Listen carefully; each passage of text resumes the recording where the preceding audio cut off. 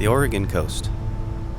Although beautiful, the 363 miles of coastline can be quite treacherous to navigate.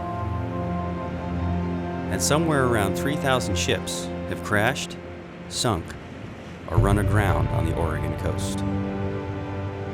Today's story takes us to Coos Bay, Oregon, where one of the biggest and most disastrous shipwrecks in Oregon's history took place.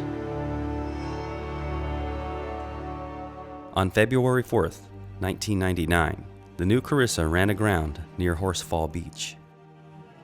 The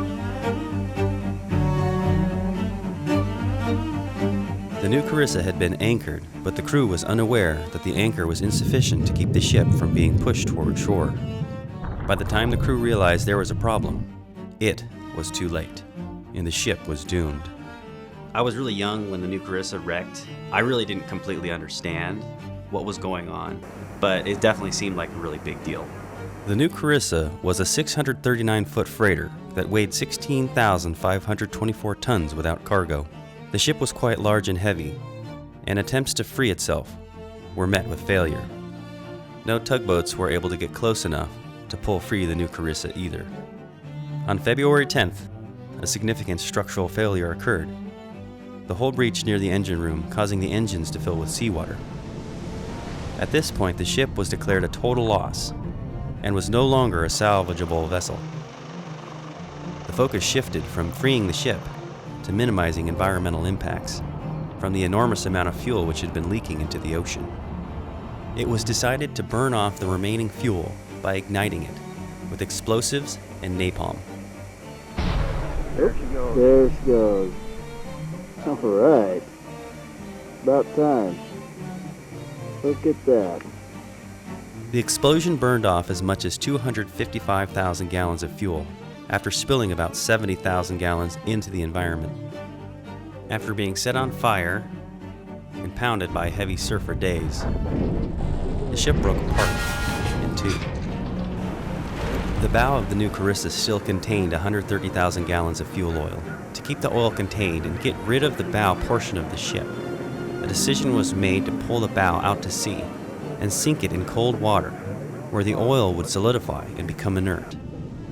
After successfully freeing the bow, they began towing it out to sea, where they encountered an intense storm of 100-mile-an-hour winds.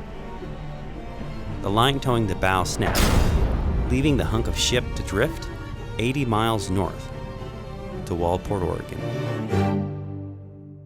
We kind of kept tabs on it just because it was a unique event. So we were aware that they're trying to tow part of it offshore, and that it was going to be towed out to sea to be scuttled, and then shows up here in Waldport.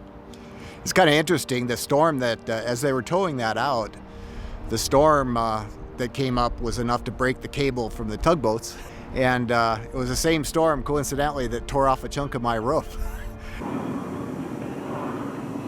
They've got the rope attached to it. On March 3rd, the bow of the Newcarissa washed ashore at Governor Patterson's State Memorial Park. I didn't realize it, though, that the Newcarissa was only up in Waldport for about a week before they pulled it out to sea, but we'd actually made a trip up to Waldport and we saw it. Oh my gosh. I guess the thing that kind of surprised me was how big the thing really was. I mean, consider, I'd seen fishing boats that had washed ashore, but this was big. Newcarissa and Waldport. It took 6 days for officials to reconnect the tow line to the bow of the Newcarissa. The bow was towed out 280 miles to sea to be scuttled or purposefully sunk. The U.S. naval ship USS David R. Ray, a 563-foot Navy destroyer, then commenced firing a barrage of 69 rounds from its main cannons immediately after igniting 380 pounds of plastic explosives aboard the bow of the Newcarissa. 40 minutes later, the vessel was still floating, and with nightfall approaching and a storm developing, time was running out. So the U.S. Navy made a final and ultimately successful attempt to sink the stubborn bow section of the Newcarissa by firing a single Mk-48 torpedo from the USS Bremerton, a nuclear submarine. With this, the bow sank to the bottom of the cold Pacific Ocean, its final resting place. It was interesting, but I think people were glad when it was done. And say, okay, that was interesting, but it's not here anymore, and that's good. The stern still remained deeply lodged in the sand in Coos Bay, Oregon. Cleanup crews were able to remove an additional 14,000 gallons of oil, along with 100 cubic yards of debris. Then, the stern sat for 9 years, and in the summer of 2007, the Department of State Lands signed a contract with Titan Salvage to remove the remaining stern section of the New Carissa. The removal took 4 months, and on September 29, 2008, the removal was complete. This marked the end of the New Carissa, one of Oregon's worst shipwrecks and maritime disasters.